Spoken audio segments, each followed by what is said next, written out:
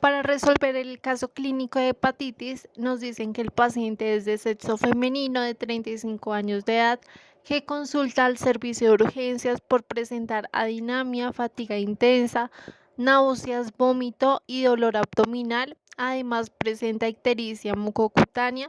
La paciente refiere que su orina es oscura y materia fecal alcohólica. Además, como antecedentes, la paciente refiere ser diagnosticada con VIH y haber tenido múltiples parejas sexuales. Asimismo, en el examen físico presenta una presión arterial de 110/80 milímetros de mercurio, también una frecuencia cardíaca de 76 por minuto, una frecuencia respiratoria de 18 por minuto y una saturación de oxígeno de 90%.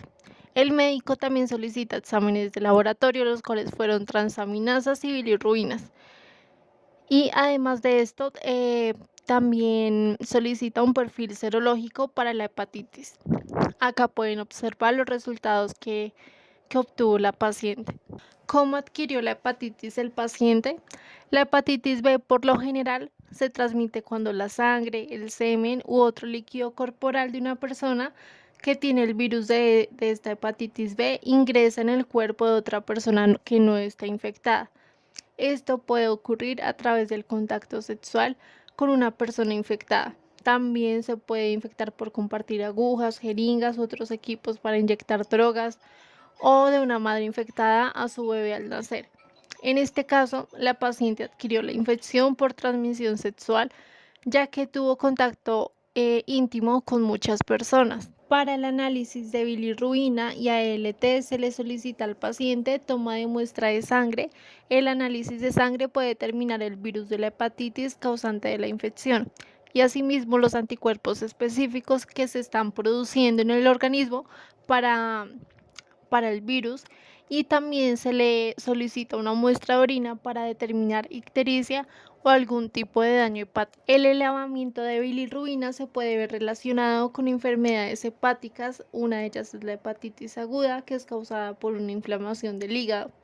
Esta elevación de bilirrubina de dominio directo va a aparecer acompañado de la elevación de ALT, que son como muy características de esta enfermedad. La bilirrubina es producida por el hígado y eliminada a través de la bilis, y su acumulación produce una elevación en pruebas de sangre y es el responsable de la coloración amarillenta de la piel, características de enfermedades como la ictericia. Este tipo de enfermedad es frecuente en pacientes con el virus de la hepatitis A, B y E. A la paciente no se le solicitaron pruebas para hepatitis A, ya que esta infección se adquiere por la ingestión de agua, alimentos frescos contaminados o por contacto con las heces de los pacientes que sufren la infección aguda.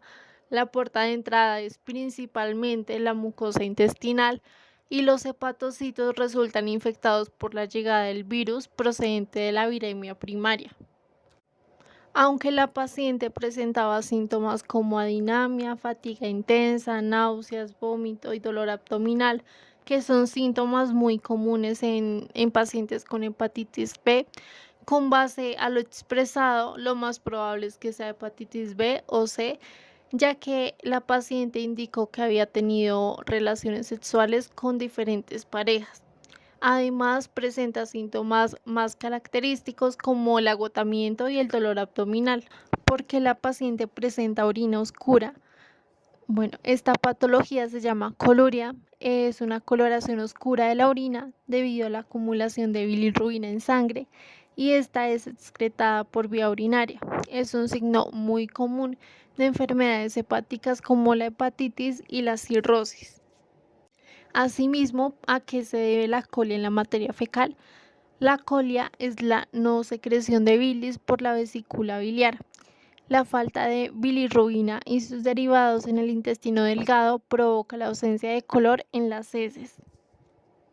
En la siguiente diapositiva voy a explicar el metabolismo de la bilirrubina para que se entienda un poco mejor a qué se deben estas patologías. Hay que recordar que el glóbulo rojo contiene la hemoglobina y su función es transportar el oxígeno hacia todo el cuerpo. También está en circulación 120 días. Después de esto tiene que pasar al retículo endotelial.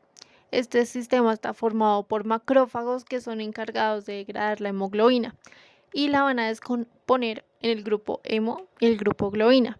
La globina se descompone en aminoácidos para formar nuevas proteínas y el grupo hemo va a ser degradado a través de la hemooxidasa en monóxido de carbono, biliverdina y hierro ferroso. El hierro ferroso se va a unir a la transferrina para transportarlo a la médula ósea para hacer el proceso de eritropoyesis. También va hacia el hígado, que se va a unir a la ferritina para almacenarlo. La biliverdina se va a convertir en bilirrubina no conjugada, la cual es una molécula insoluble que no puede ser transportada por la sangre.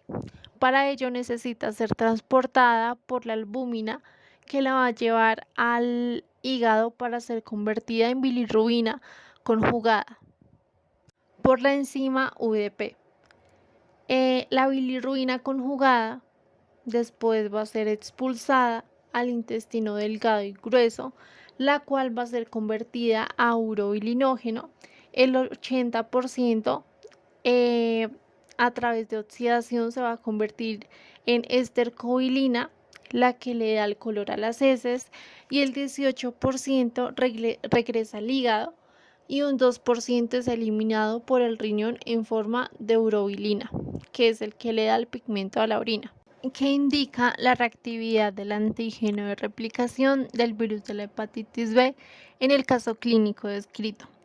Esta reactividad de este antígeno indica que el virus está en proceso replicativo y el nivel de infectividad del portador es bastante alto, algo que es bastante peligroso a nivel de transmisibilidad y contagio.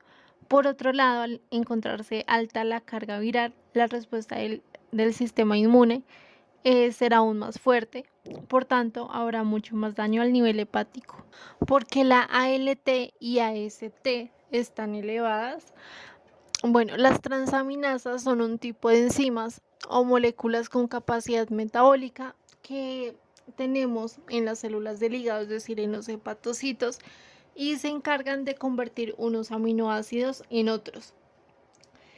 La elevación de estas enzimas en gran parte se debe a un daño hepático e inflamación debido a la respuesta inmune exacerbada del organismo, ya que al romperse en estas células, es decir, los hepatocitos, estas enzimas son liberadas. Para el diagnóstico de laboratorio de las hepatitis virales se realizan pruebas serológicas que permiten detectar la presencia de antígenos virales y de anticuerpos. Asimismo, también hay técnicas de biología molecular que ponen de manifiesto la existencia del genoma viral en el suero de los pacientes. Según los resultados del laboratorio, indica que la paciente está sufriendo una infección de hepatitis D y se realizan pruebas de detección de anticuerpos totales por ELISA, y para la diferenciación entre coinfección y sobreinfección se encuentra anticuerpos IgM, antiantígeno core de la hepatitis o también anticuerpos IgG, antiantígeno core de la hepatitis. Asimismo, se hace la detección de PCR. La siguiente pregunta es: según el diagnóstico dado y estudio de marcadores, escriba en qué fase de la infección de la hepatitis se encuentra el paciente y justifique su respuesta. Vale. La presencia del antígeno de superficie de la hepatitis B indica la existencia de infección, que puede ser aguda o crónica según el tiempo de evolución. El anticuerpo anticore de tipo IgM suele indicar infección aguda, mientras que el de tipo G aparece en la infección crónica o en una hepatitis resuelta. El antígeno E de replicación está relacionado con la existencia de replicación y con la mayor o menor infectividad del paciente. Con los resultados que obtuvo la paciente, que fueron positivo para el antígeno de superficie, indicando infección de hepatitis B. También tuvo DNA del virus, tuvo 150.000 unidades internacionales por microlitro, que también nos indica infección activa. Y por último tuvo un anticore de tipo IgM positivo, que también nos indica infección aguda. Acá pueden observar la tabla para que podamos realizar un mejor diagnóstico con mayor facilidad, teniendo en cuenta cada marcador del día del comienzo hasta el día en que empieza a descender o hasta que finaliza. ¿Qué importancia tiene el DNA circular en la fisiopatogenia de esta infección? Bueno, la importancia de este ADN circular en la hepatitis B se debe a que éste se incorpora en el núcleo del hepatocito para poder realizar su replicación y por tanto puede ocasionar una cronicidad.